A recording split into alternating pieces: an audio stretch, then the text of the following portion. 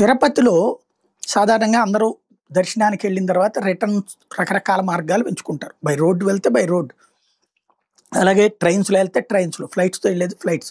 అయితే మధ్య తరగతి ఎక్కువగా ట్రావెల్స్ ద్వారా బుక్ చేసుకుంటారు. వెళ్ళడానికి, రివర్స్ రావడానికి కూడా.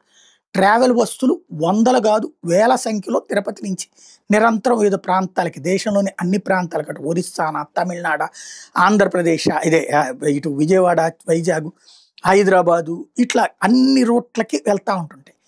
అయితే ఈ గత కావేరీ ట్రావెల్స్ ఇన్సిడెంట్ తర్వాత నుంచి రెగ్యులర్‌గా చెకప్‌లు చేస్తూ వాటిట్లని ఆపుతూ ఉన్నారు పోలీసులు గాని, రవాణా శాఖ వాళ్ళు గాని. సరే, ఆ రోజున జరిగిపోయింది. ఇప్పుడు వాళ్ళ లోపాలు లేవా అంటే ఖచ్చితంగా ఉన్నాయి ట్రావెల్స్‌లో. బట్ ఇక్కడ దానికి ఆల్టర్‌నేటివ్‌గా ప్రభుత్వం ఏమన్నా ఏర్పాటు చేయగలిగిందా ఆర్టీసీ బస్సుల్ని? లేదు. అకస్మాత్తుగా ఎక్కడి నుంచి పుట్టుకొచ్చేస్తే? లేదు.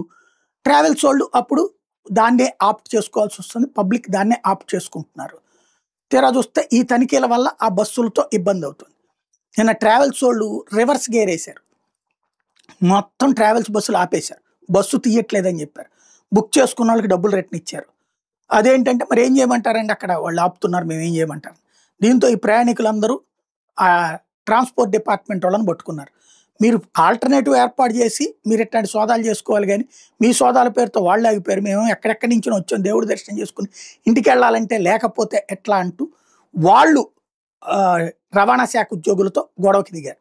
అది ఇక్కడ ట్రావెల్స్ వోళ్ళు చేసినటువంటి టెక్నిక్. చేతికి మట్టి అంటకుండా ప్రయాణికులకి, భక్తులైనటువంటి ప్రయాణికులకి, లేదా ప్రయాణికులైన భక్తులకి ట్రావెల్స్ ఆ రవాణా శాఖ వాళ్ళకి మధ్యన చిచ్చు పెట్టి చక్కగా చోద్యం చూశారు.